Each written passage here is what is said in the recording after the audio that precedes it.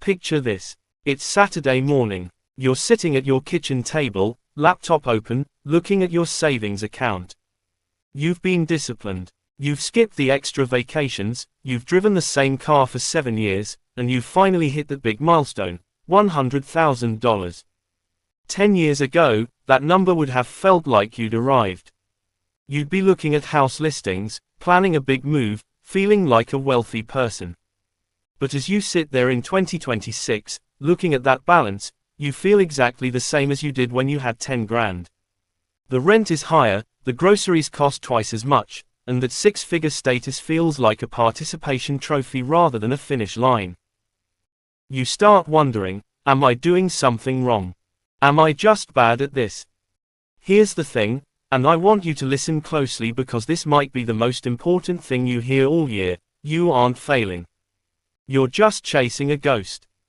Look, we've all been told that $1 million is the gold standard. It's the magic number that means you've made it. But I'm going to challenge a common financial assumption right now. In 2026, $1 million is no longer the wealth marker it used to be. In fact, $1 million today feels, and spends, almost exactly like $600,000 did back in 2016. Welcome to the wealth ghost effect. Today, we're going to deconstruct why the goalposts keep moving, the math of why your rich number is lying to you, and most importantly, the 3 tactical shifts you need to make to actually capture true financial sovereignty in an era of disappearing purchasing power.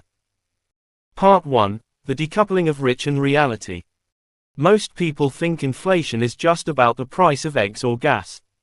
But that's the surface level. What most people don't realize is that there is a massive decoupling happening between currency value and lifestyle expectations. Let's look at some eye-opening statistics. According to recent data from the Bureau of Labor Statistics and independent consumer price trackers, the Cost of Thriving Index, which measures the cost of a house, a car, healthcare, and education, has outpaced general inflation by nearly 2.5x over the last decade. In 1990, a millionaire could live a life of luxury, travel the world, and never worry about a bill again.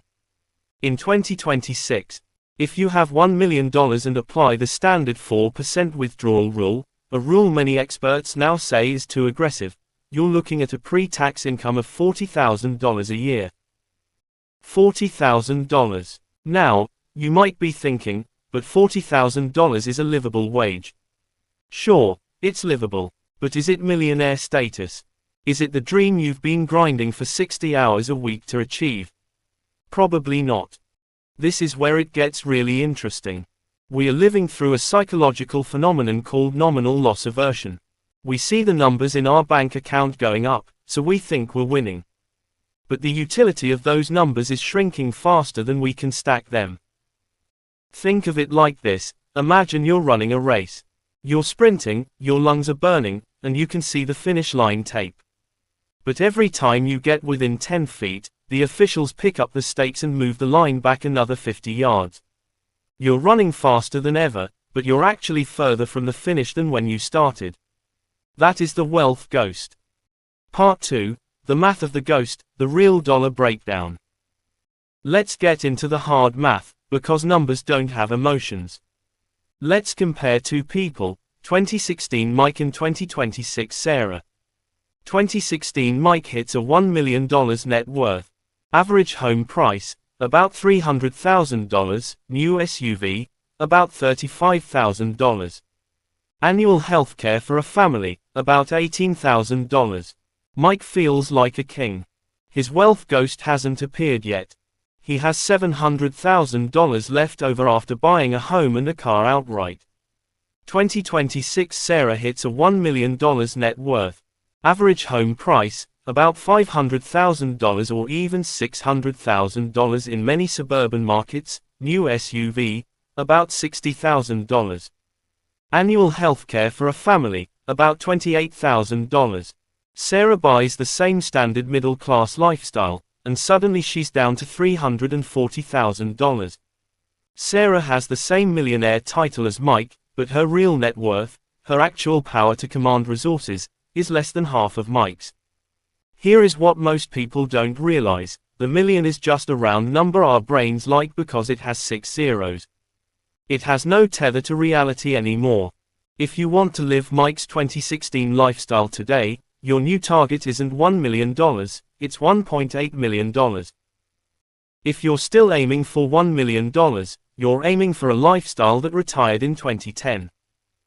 Part 3, The Psychology of Broke Rich.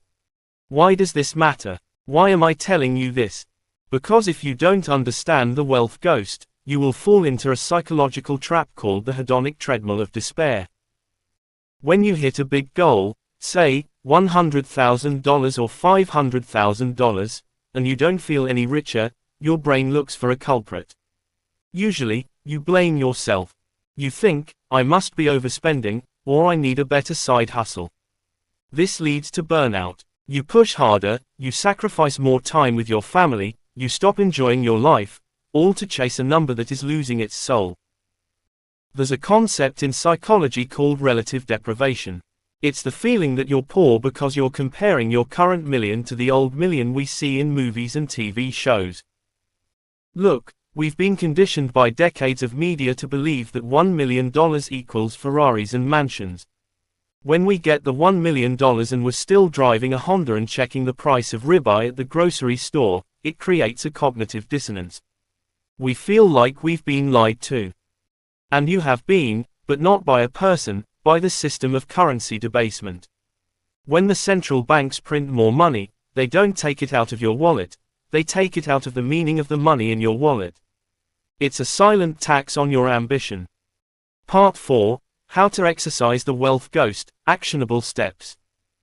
So, what do we do? Do we just give up because the math is rigged? Absolutely not. This is where we transition from understanding the problem to mastering the solution. If the goalposts are moving, you don't stop running, you change the way you run. Here are 4 actionable steps you need to take right now to secure your financial future against the wealth ghost. Step 1. Shift from net worth to asset velocity. Stop obsessing over the total balance in your Vanguard or Robinhood account. That is a static number vulnerable to the ghost. Instead, focus on asset velocity, how quickly your assets produce cash flow that exceeds your cost of living. If your cost of living is $6,000 a month, and you have $1 million in a growth fund that pays no dividends, you are 100% vulnerable to inflation. But if you have $500,000 in assets that generate $6,500 in monthly cash flow, you have defeated the ghost. You are infinite. Action item: calculate your freedom ratio. Passive income divided by monthly expenses. If that number is below 1, you aren't wealthy yet, regardless of how many zeros are in your account. Step 2. The Utility First Investment Filter. When you buy an investment, ask yourself, does this asset protect me from the rising cost of thriving? Traditional bonds are being eaten alive by the wealth ghost. Gold is a defensive play, but it doesn't grow. You need to be in productive assets. This means companies' stocks that have pricing power, meaning they can raise prices when inflation hits without losing customers. Think Apple or Amazon, or real estate where you can adjust rent. Action item: review your portfolio. If more than 20% of your wealth is sitting in static cash or low-interest savings, you are voluntarily letting the ghost haunt your future. Move toward assets that have an inflation plus historical return. Step 3. Master linguistic reframing. Stop using the word millionaire.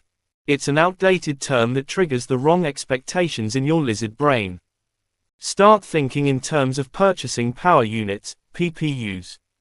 Ask yourself, how many years of my current lifestyle does this account hold?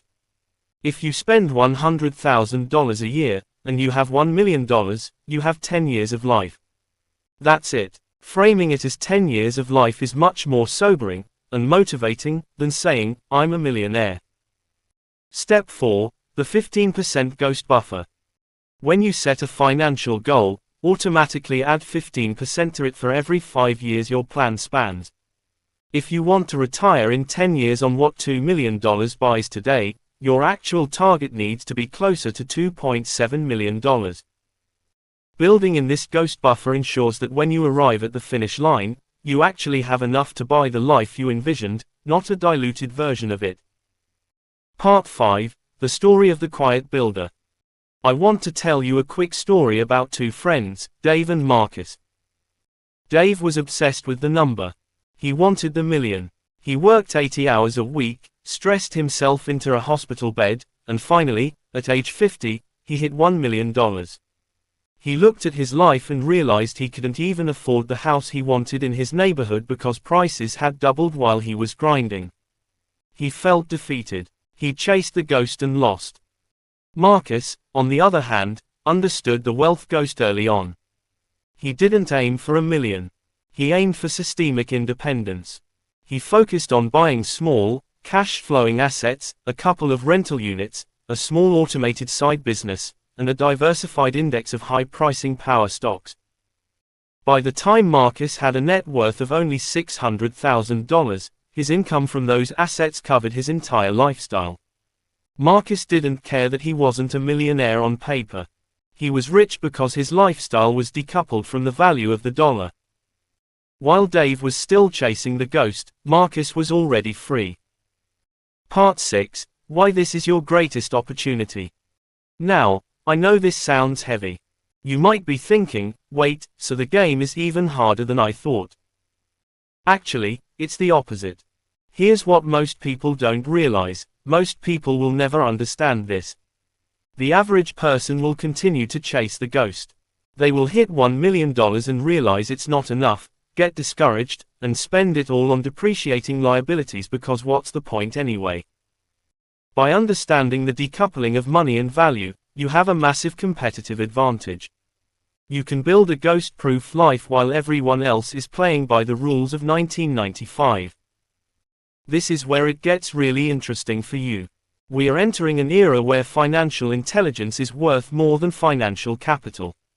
Knowing how to pivot, knowing which assets to hold, and knowing how to manage your psychology when the numbers feel fake is your superpower. Look, the ghost is real.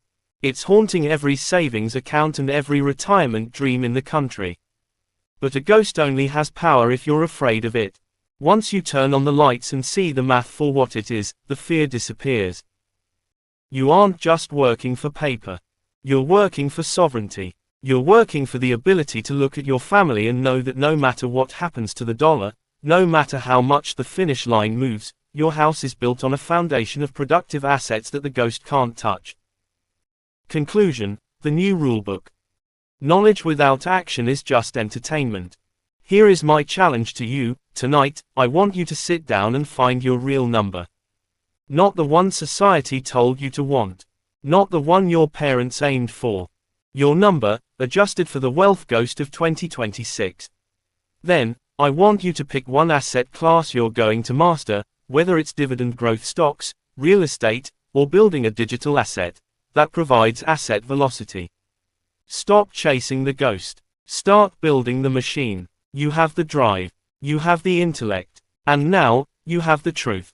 The path to wealth in 2026 isn't about having $1 million. It's about having $1 million system that the ghost can't haunt. If this resonated with you, if you're ready to stop playing the old game and start winning the new one, hit that subscribe button and turn on notifications. We're going deep into the mechanics of global ledger thinking every week, showing you exactly how to navigate this shifting landscape. Drop a comment below with the word sovereign if you're committed to building a ghost-proof life. It helps the algorithm find other people who need to hear this message. Keep building, keep learning, and remember, the number is a lie, but the freedom is real. I'll see you in the next one.